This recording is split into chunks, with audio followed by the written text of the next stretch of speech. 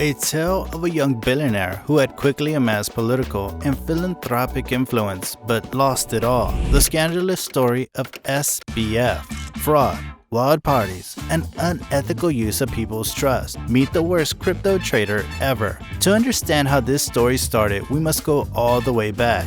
Sam Bankman-Fried, or SBF, was a rather intelligent young man who was raised in California and attended MIT to study math and physics. Following his graduation from MIT, he began working for Jane Street Capital, a private trading firm in New York that dealt in foreign equities and ETFs. But he developed a passion for Bitcoin back in 2017. In the early days of cryptocurrency, he saw that the cost of Bitcoin differed from nation to nation on various cryptocurrency exchanges. In contrast to the US, he saw that the cost of Bitcoin was greater in Asian nations like Japan and South Korea. He then began arbitrating, a situation where he acquired Bitcoin for a discount from one exchange and afterwards sold it for a higher price to another exchange. He had a great potential to make money because there were instances when pricing differences in some nations may reach 60%. Because of this, he left his job later to launch his own trading company with a few friends because he was turning a respectable profit. Alameda Research was the organization that later evolved into his own cryptocurrency trading business. 5 years ago, setting up a sophisticated exchange to connect to various trading platforms in many nations was exceedingly challenging, and he succeeded in doing it. Alameda took off, and in the spring of 2019, SBF launched his second company, a cryptocurrency exchange named FTX, to help traders with liquidity. He handed Caroline Ellison, a former Jane Street trading colleague, the CEO post at Alameda and moved his primary attention to FTX. Now let's look at this video. Do you think that you have been able to pull this thing off without your mathematics degree, or it has been the pillar of your trading activity? Yeah, absolutely could pull it off without my math degree. Use very little math. Use a lot of elementary school math, like arithmetic, probability, but not really any of the advanced stuff. Do you have in a specific percentage you say, okay, this is my top risk management, I'm willing to lose, or that is very dynamic and changes depending on the position that you guys get the exposure to? Yeah, I think we tend not to have things like stop losses. I think those aren't necessarily a great risk management tool because they often sort of lead to you being closed out of your position in relatively low liquidity situations and losing to that. Did you hear what we just heard? Did she claim to manage a multi-billion-dollar business using simple math? Not to mention, she also said that stop losses are poor risk management tools. Like what? Is this really the mind behind the scenes? Let us know in the comments section what you think about the CEO of Alameda Research. She lost everything. We're talking about $10 billion bucks, but used SBF to keep it secret. Lenders began requesting repayment of their loans by the summer of 2022. Now, Alameda lacked it. What did SBF do then? Since he was in charge of these two businesses, he then secretly used funds from FTX customers' deposits to pay off Alameda's rumored $10 billion debt. Alameda Research and FTX were intended to be separate legal corporations. FTX was one of the largest cryptocurrency exchanges in the world, and Alameda, managed by CEO Caroline Ellison, was one of the largest trading companies for cryptocurrencies. Both were in SBF's pockets, although SBF and his high-ranking workers were all working and living together in his enormous mansion in the Bahamas. He was also in a relationship with Caroline. Many allegations of wild parties were a drug-filled lifestyle and a 10-person sexual polycule at the opulent Bahamas penthouse were made against them. The commercial connection between FTX and Alameda was already extremely bad, and their personal relationship was far worse. As a result of this unfair advantage,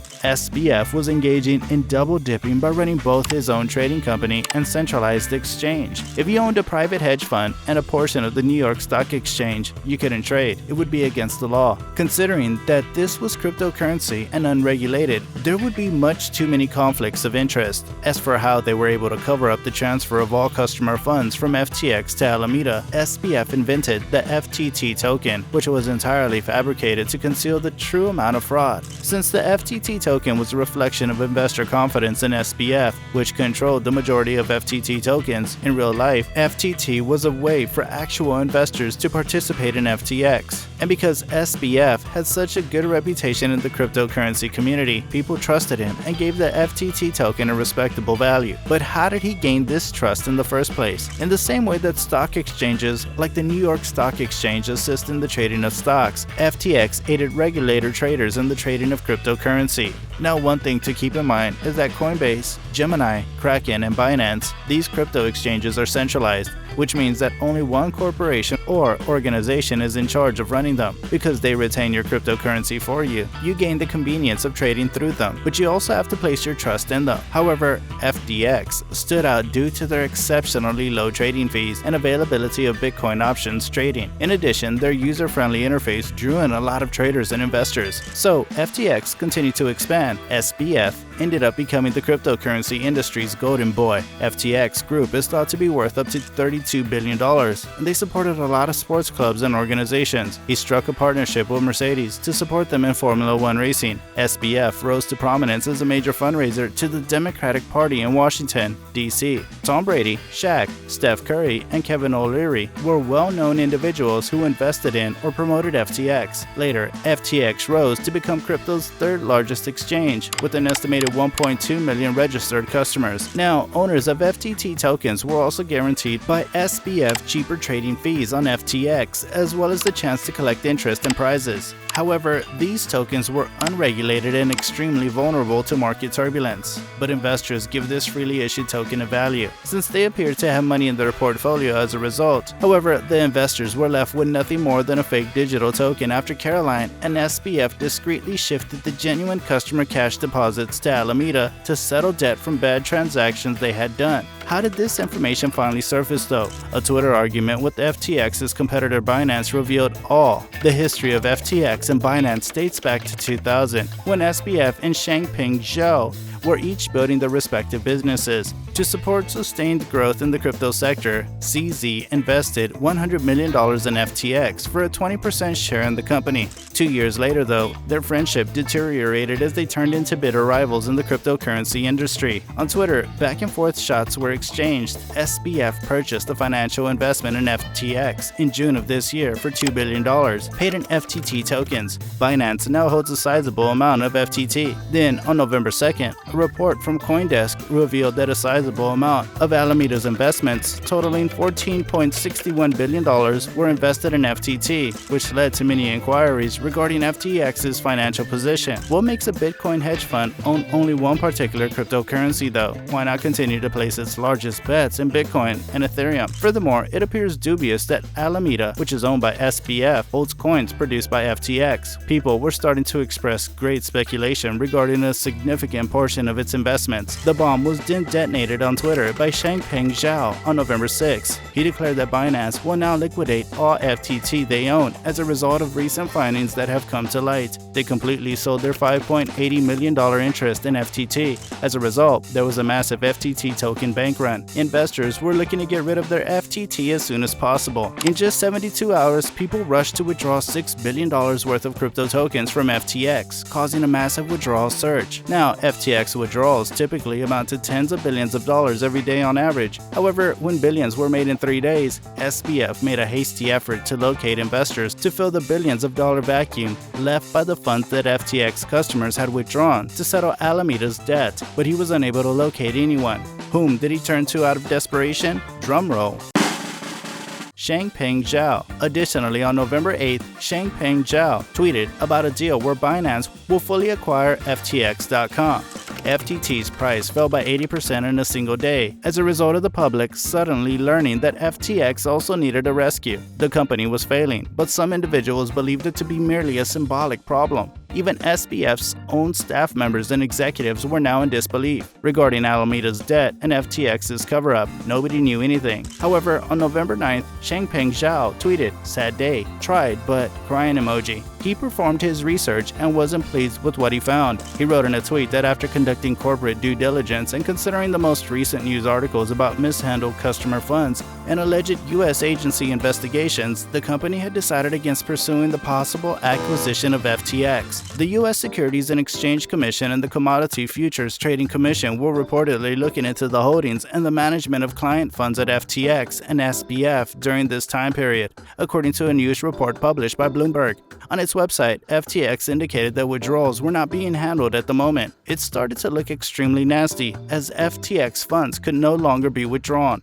FTX and Alameda both declared bankruptcy on November 11th. John Ray, a specialist in business bankruptcy restructuring, who had previously handled the liquidation and restructuring of Ron, took over as CEO after SBF quit. A total of $473 million in funds were taken out of FTX later that evening and into the following day in what were deemed to be unauthorized transactions. News spread that FTX's website had been compromised and was unavailable. In order to escape from the Bahamas to Hong Kong, SBF and his high-ranking FTX workers tried to steal the money, hide who had it, and flee. However, the Bahamas police detained him and questioned him as a result of the tip that he was believed to have a flight to Argentina. Regulators in the U.S. and abroad, including the U.S. Attorney's Office, the SEC, and the Commodities Future Trading Commissions, are currently looking into FTX and SBF for alleged civil and criminal violations of securities law. Quote, "Never in my career have I seen such a catastrophic collapse of corporate controls and such a complete absence of trustworthy financial information has occurred here," said John Ray, the current CEO who was brought in for liquidation. There was no cash management system in place at the organization. Emojis in conversation were used to approve expense reports. Employees' personal property and belongings were purchased using the firm's money. No records were kept when loans were made. Whoever made a certain choice was not known. SBF asked staff members to use programs that automatically destroyed text. There was nothing organized, absolutely nothing. This multi-billion-dollar corporation has thousands of employees, but there is no clear system in place for recording communication or performing audits. A board meeting was never held, and they lacked proper corporate governance. Their HR department's muddled employee and contractor records were so terrible that the bankruptcy firms couldn't even put together an exhaustive list of those who were workers. They didn't have any records of their digital assets, proper bookkeeping, or records with proper security measures. SBF and a collaborator even developed a backdoor software program to hide from FTX the misappropriation of customer monies. SBF seemed to know exactly what he was doing. Destroying business correspondence, failing to maintain accurate records, using software to conceal payments, and running a multi-billion-dollar business.